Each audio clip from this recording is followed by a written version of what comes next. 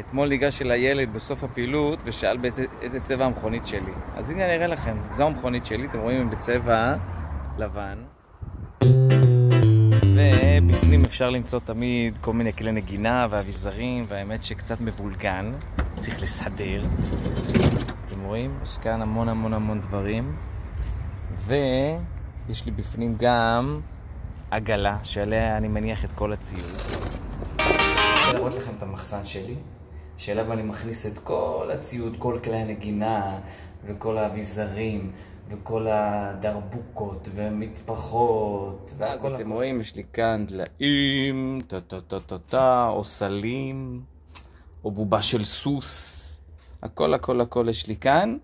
ואז אני פשוט בוחר מה שאני צריך, אבל חשוב לסדר. אתם רואים עכשיו קצת בלגן, אז אני צריך לסדר ולהוציא את מה שמתאים. עכשיו נראה לי אני אוציא לראש השנה תפוחים בדבש.